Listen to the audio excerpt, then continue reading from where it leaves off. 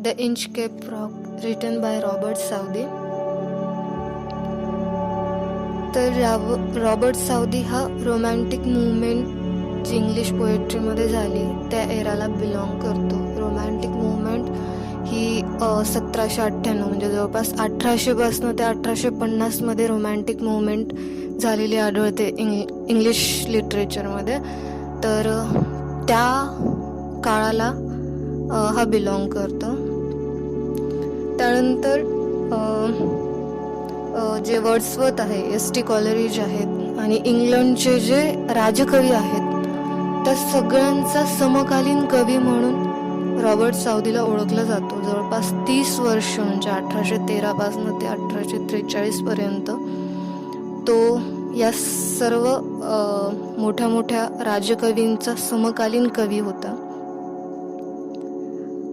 Robert Saudi विषयी अजून काय, तर तो एक प्रॉलिफिक लेटर रायटर. प्रॉलिफिक म्हणजे क्रिएटिव्ह, सृजनशील, म्हणजे जो खूप क्रिएटिव्ह असतो. तर असा हा लेटर रायटर होता. तसंच लिटररी स्कॉलर म्हणजेच साहित्याचा विद्वान होता तो. एसे रायटर, त्याचे बरेच निबंध प्रसिद्ध आहेत, उत्तम निबंध लिहित होतो. त्याच्यानंतर हिस्टॉरियन, इतिहासकार आहे आणि चरित्रकार सुद्धा आहे. त्यानंतर साऊदीला पोएट लॉरेट ही पदवी 1813ला देण्यात आली. पोएट लॉरेट ही पदवी काय असते, तर इंग्लंडमध्ये राजकवी ही पदवी दिली जायची मोठ्या मोठ्या कवींना, त्यालाच पोएट लॉरेट म्हणलं जातं. तर ही पदवी साऊदीला 1813ला देण्यात आली. त्याच्यानंतर ही जी कविता आहे द इंचकेप रॉक ही एक बॅलेड आहे, म्हणजे पोवाडा आहे, जी की इन्स्पायर्ड झाली आहे द लिजंड ऑफ ॲबॉट ऑफ ॲब्राथ. म्हणजेच ॲबॉट ऑफ ॲब्राथ याची एक आख्यायिका आहे, ज्या आख्यायिकेवरून प्रेरणा घेऊन हे जे पोवाडा आहे साऊदीने लिहिलेला आहे. यामध्ये 17 क्वाट्रेन म्हणजे 4-4 चरणांचं जे कडवं असतं असे आहेत आणि त्याच्यामध्ये वेल राईम आपल्याला आढळून येते. तर यात राईम स्कीम कशी आहे, A B B C C आणि असेच. तर थोडक्यात सांगते की हा जो पोवाडा आहे तो कशाविषयी आहे नेमक्या.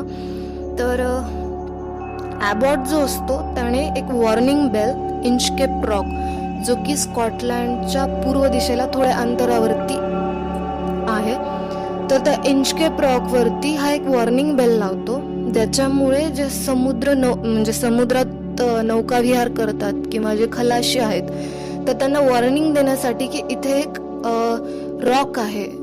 ॲक्च्युली समुद्रातले जे रॉक असतात, जर आपल्याला टायटॅनिकची स्टोरी माहिती असेल तर ते खूप खाले सुद्धा असतात, ज्याच्यामुळे जहाज मोडत असतात.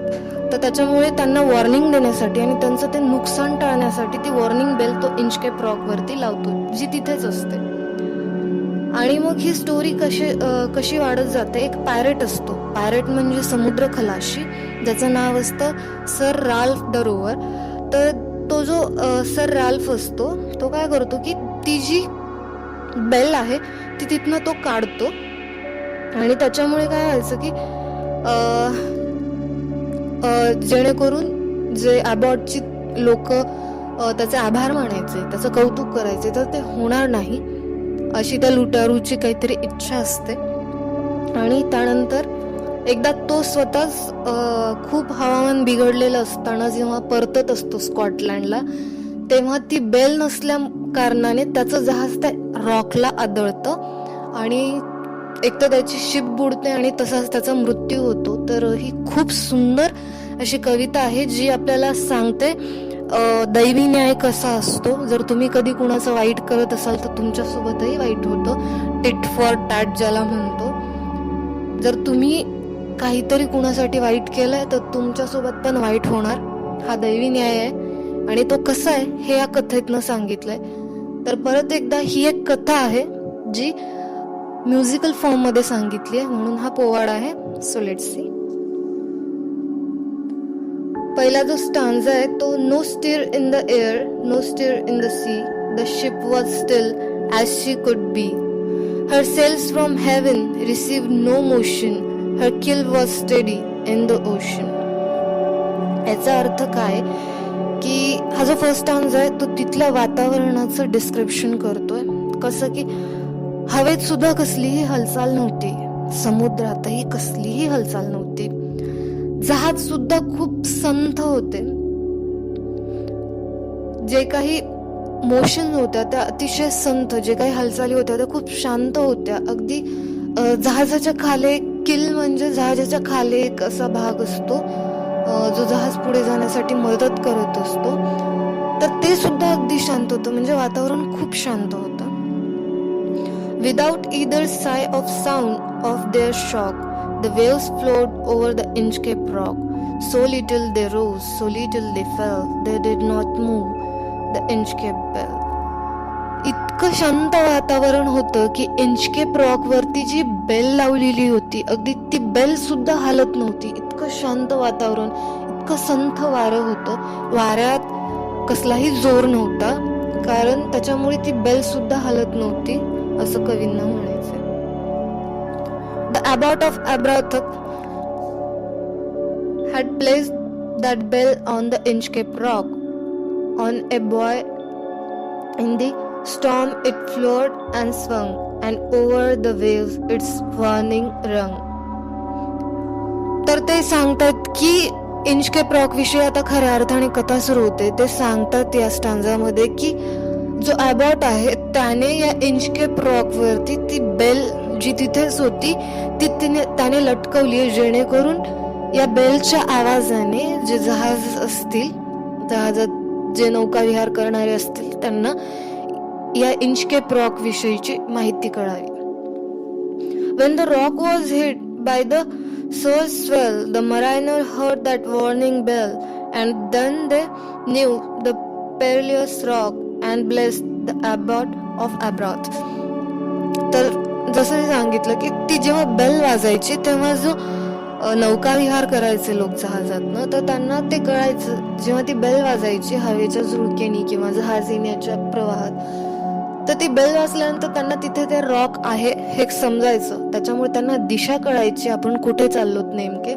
आणि दुसरं म्हणजे त्या रॉक विषयी माहिती कळायची, जेणेकरून त्यांना थोडं दुरून जावं लागायचं, त्याच्यामुळे त्यांचं नुकसान होणं टाळायचं. तर त्याच्यामुळे हे सगळं झालं की मग लोक तिथनं जाताना नेहमी त्या अबॉर्डसाठी काय म्हणतात ब्लेसिंग्स द्यायचे त्याला, की थँक्यू की तुझ्यामुळे आम्हाला हे आमचं नुकसान टळतंय, अशा प्रकारे. The sun in heaven was shining gay, all things were joyful on that day. The seabirds screamed as they wheeled round, and there was a joyous in the sound. तर हे परत एकदा एक वर्णन आहे की वातावरण खूप छान होतं त्या दिवशी. पक्ष्यांचा चिवचिवाट असेल किंवा सूर्य उगवलेला, तर असं हे वातावरणाचंच वर्णन आहे पूर्णपणे. The boy of the Inchcape Bell was seen, a darker speck on the ocean green. Sir Ralph the rover walked his deck, and he fixed his eyes on the darker speck. तिथनं sir Ralph rover नावाचा एक pirate असतो, समुद्र लुटारी. तर entry होते वेलांची, तर तो तिथे असतो आणि तो हे सगळं ऑब्झर्व करत असतो. त्याविषयी हा स्टांजा होता. He felt the cheering power of spring. It made his whistle. It made him sing. His heart was mirthful of excess, but the rover mirth was wickedness. Actually तो जो सर राल्फ होता तो अतिशय दुष्ट वृत्तीचा व्यक्ती होता. आणि तो हे जेव्हा सगळं पाहत असतो की लोक जात असताना त्यांना त्या बेलमुळे कळतं की तिथे रॉक आहे आणि त्यांचं नुकसान टळतं, आणि ते अबॉटला थँक्यू सुद्धा बोलतात, त्याला खूप ब्लेसिंग्स देतात. आणि हे कुठेतरी ऐकून त्याला जलस फील होत होतं. His eyes was on the Inchcape float. Quoth he, my men, put out the boat and row me to the Inchcape rock, and I will plague the abbot of Abrath. तर बोलतो, तो जो bell आहे जो ॲबॉटनी लावलाय त्याच्यामुळे त्याचं एवढं कौतुक होत आहे, तर मी ती बेलच कापून टाकतो. मग पाहू की ॲबॉटचं कौतुक कोण करतं, त्याला कोण ब्लेसिंग्स देतं. The boat is lowered, the boatmen row, and to the Inchcape Rock they go. Sir Ralph bent over from the boat, and he cut the bell from the Inchcape float. आणि त्याच्यानंतर त्याचा जो ती नौका चालवणारा असतो तो इंचकेप रॉककडे त्यांची नौका घेऊन जातो. सर राल्फ रॉकवरती उतरतात, बेलजवळ जातात आणि त्या बेलचा जो दोर असतो तो कापून टाकतात. Down sung the bell with gurgling sound, the bubbles rose and burst around. Quoth Sir Ralph, the next who come to the rock won't bless the abbot of Abrath.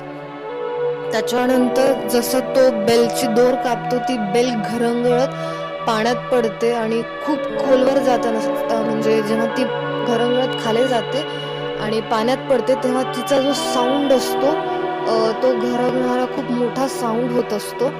आणि त्याच्यानंतर सर राल्फ म्हणतात की आता इथनं जो कोणता समुद्रातनं या जो कोणी इथनं जाईल जहाज घेऊन, आता त्यात कोणीही ॲबॉटचं कौतुक नाही करणार, त्याला ब्लेसिंग्स नाही देणार. Sir Ralph the rover sail away, he scoured the sea for many a day, and now grown rich with plunder store, he steer his course of Scotland shore. त्याच्यानंतर तो असं, कारण की तो समुद्र लुटारी असतो, पॅरेट असतो, तर समुद्रात असे ज्या ज्या जहाजांचे नुकसान व्हायचे किंवा कारण त्या काळात ज्या मौल्यवान वस्तू असायच्या त्या मोस्टली जहाजाने एका प्रदेशाकडून दुसऱ्या प्रदेशाकडे पोहोचवल्या जायच्या. त्यात जर असे मोठे मोठे रॉक असतील आणि ते जहाज चालवणाऱ्याला माहिती नसतील तर मोठ्या प्रमाणावर जहाज मोडून नुकसान व्हायचं, त्या मौल्यवान वस्तू तिथेच पडायच्या.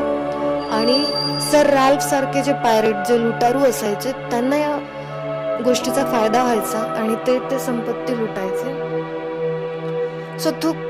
So thick a haze spread the sky, they cannot see the sun on high.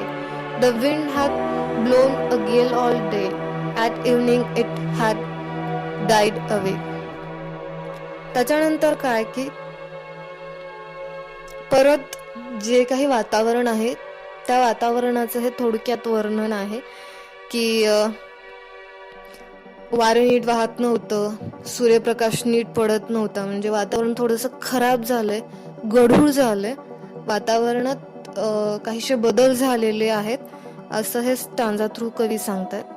On the deck the rover take his stand, so dark it is they see no land. Quote sir Ralph, it will be lighter soon, for there is a dawn of rising moon. त्याच्यानंतर वरच्या स्टांजामध्ये सांगितलं की वातावरण बिघडलेलं आहे आणि अशा बिघडलेल्या वातावरणात सर राल्फ हे समुद्रातनं प्रवास करत होते आणि वातावरण इतकं बिघडलं होतं म्हणजे काळोख झाला होता, आकाशात ढग वगैरे आल्यामुळे जो काळोख होतो त्याच्यामुळे त्यांना प्रदेश कुठलाच दिसत नव्हता आणि अशात ते प्रवास करत होते. पण सर राल्फ थोडे पॉझिटिव्ह होऊन बोलले की लवकरच चंद्र उगवेल आणि आपल्याला सगळं दिसायला लागेल आणि अशा प्रकारे ते प्रवास करायला सुरू करतात. Canst hear said one, the breakers roar, for methinks we should be near the shore. Now where we are I can not tell, but I wish I could hear the Inchcape bell. त्याच्यानंतर त्याच्या जहाजातला एक माणूस बोलतो की काही ऐकू पण येत नाही, काही दिसत पण नाही, नेमकं कळत नाहीये की आपण कुठे पोहोचलो, कुठला प्रदेश आजूबाजूला दिसत नाहीये, त्याच्यामुळे आपण कोणत्या दिशेला चाललोत, बरोबर चाललोत का चुकीने चाललोत हे काहीच कळत नाहीये. आणि तो अशी इच्छा व्यक्त करतो की जर आज इंचकेप बेल वाजला तर कळेल ॲटलिस्ट की आपण नक्की कुठे आहोत, कारण इंचकेप रॉक जो असतो तो स्कॉटलँडच्या पूर्व दिशेला थोड्या अंतरावर असतो, तर त्याच्यावरनं दिशा ठरवायला जहाजातल्या जे जहाज चालवणारे असायचे त्यांना सोपं जायचं. पण इंचकेप बेल वाजत नसते कारण ती नाहीच आहे, सर राल्फने तोडून टाकली. They hear no sound, the swell is strong, Though the wind had fallen, they drift along till the vessel strike with the shivering shock. Oh Christ, it is the Inchcape Rock. त्याच्यानंतर ते हळूहळू पुढे जायला लागले आणि अचानक त्यांचं जहाज खूप जोरात आदळलं आणि आदळल्यानंतर त्यांच्या लक्षात आलं की अरे आपलं जहाज इंचकेप रॉकला आदळलेलं आहे. आणि त्यातला एक माणूस म्हणतो की अरे देवा, इंचकेप रॉकला आपण आदळलेले आहोत, आपला जहाज मोडलाय आणि आता आपलं जहाज बुडत आहे. Sir Ralph the rover tore his head. He crushed himself in his despair. The waves rush in on every side. The ship is sinking beneath the tide. त्याच्यानंतर सर राल्फ यांना खूप जास्त पश्चाताप होत असतो आणि एकदम धक्का बसतो त्यांना आणि ते डोक्याला हात लावतात आणि त्यांना कळतं की आता आपलं जे जहाज आहे ते बुडायला लागलंय आणि ते जहाज पाण्याच्या खूप खोलावर जात असतं. But even in his dying fear, one dreadful sound could the rover hear, a sound as if with the Inchcape bell, the devil below was ringing his knell. त्याच्यानंतर जेव्हा त्याचं जहाज खाली बुडायला लागतं तेव्हा जो एक वेगळाच आवाज सर राल्फ यांना ऐकू येतो आणि तो आवाज जेव्हा त्यांनी ती इंचकेप रॉकवरची जी बेल होती, वॉर्निंग बेल, ती जेव्हा कापली होती आणि ती घरंगळत रॉकवरनं जेव्हा पाण्यात बुडत असताना जो आवाज येत होता, अगदी तसाच आवाज ह्यांची जहाज बुडत असताना ऐकू येत होता. आणि नकळत कदाचित निसर्ग त्यांना हे सांगत होता की तू त्यावेळी केलेलं जे वाईट कृत्य होतं आज ते तुझ्या जीवावर धावून आलंय. इट इज लाईक जशाच तसे डिट फॉर डॅट. तोच साऊंड परत ह्यांना ऐकू आला. तर निसर्गाचं हे एक जे दैवी न्याय म्हणला जातो की तुम्ही वाईट केल्यानंतर देव अगदी तुमच्या सोबत तसंच वाईट करतो. तर हे सेम होतं जे शेवटच्या स्टॅन्झामधनं खूप मोठा बोध रॉबर्ट साऊदी देत आहेत की हा दैवी न्याय असतो. जेव्हा तुम्ही काहीतरी चांगलं करता तेव्हा तुमच्यासोबत खूप काही चांगलं होतं आणि जेव्हा तुम्ही काहीतरी वाईट करत असता तेव्हा तुमच्यासोबत पण वाईट होत असतं. तर ही होती the Inchcape Rock written by Robert Saudi.